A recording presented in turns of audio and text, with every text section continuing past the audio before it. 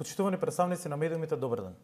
Ова пресконференција не е посветена на сликовницата што активисти на ДПМН деновиве ја расфрлаат по домаќинства и ја нарекуваат отчет на градоначалникот. Но овој безсодржински документ ќе се посветиме во повеќе наврати во следниот период.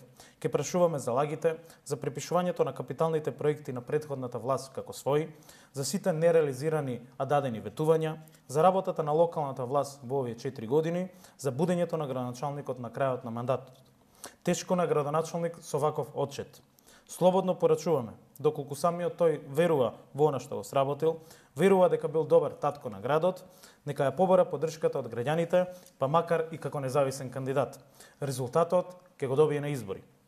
Меѓутоа, оваа денешна пресконференција е редовна и е тематски поврзана со нашиот актуелен проект Отвори врата за иднината. Општинскиот изборен штаб на вчерашниот состанок детално го разгледа извештајот за досегашната реализација на проектот Отвори врата за иднината за престојните локални избори 2013 година во Крива Паланка. Во овој дел на реализација на овој врата до врата проект, преку нашите тимови, начело со кандидатот за градоначалник доктор Горан Младеновски, во овој период посетија околу 3/4 од домаќинствата во нашата општина. Комуницираме и разговараме со граѓаните за проблемите што ги мачат подолг временски период. Ги слушаме нивните предлози и сугестии кои може да го направат животот во Крива Паланка подобар и поквалитетен. Заедно ја испишуваме победничката изборна програма на идниот градоначалник на општината доктор Горан Младеновски. Во оваа прилика, Општинскиот изборен штаб го изразува задоволството од големата поддршка од граѓаните на овој проект и на овој начин на комуникација, како и од крајно позитивниот и искрен пристап и прием на нашите тимови. Граѓаните сакаат да разговараат и да бидат слушани, да бидат прашани, да бидат консултирани. Граѓаните сакаат да си го искажат своето мислење и своите маки за животот во локалната средина. Затоа, од вчера, започнавме и со отварање на канцеларии за средби и контакти на нашето раководство со граѓаните низ населбите во општината. Се со цел да бидеме поблиску до граѓаните. Тоа ќе бидат места каде што секој поединец ќе биде добре дојден, да ги достави неговите идеи и предлози и да се сретне со нашите кандидати за следните локални избори. Почитувани, овој наш проект нема да застане. Продолжуваме до крај. Нашите тимови и активисти се подготвени, мотивирани и целосно мобилизирани и без оглед на временските или теренски услови ќе се појават пред сечија врата, ќе стапат во контакт и ќе разговараат со секој поединец.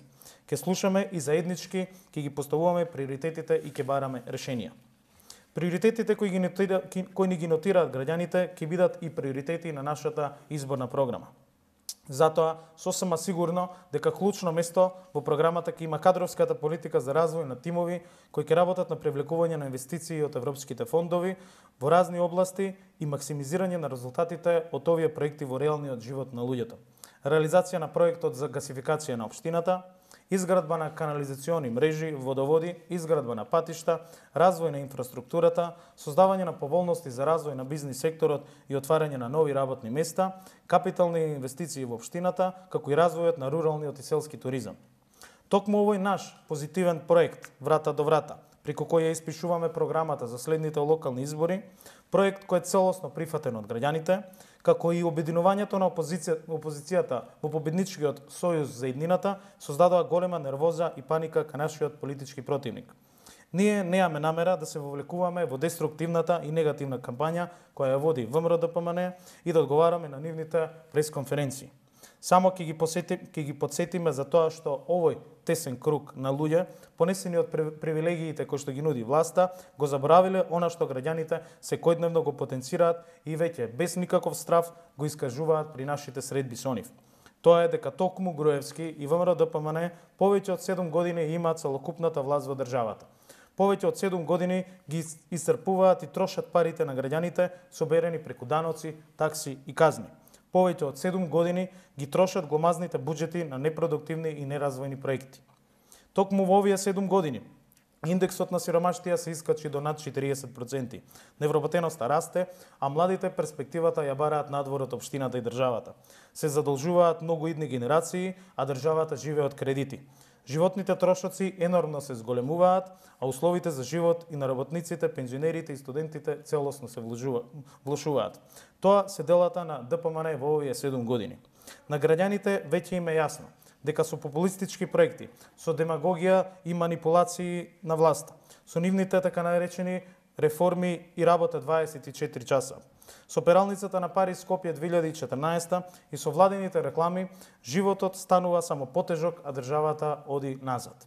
Токму затоа, колку повеќе тие зборуваат за минатото, ние уште повеќе ќе зборуваме, ќе обединуваме и ќе се бориме за иднината.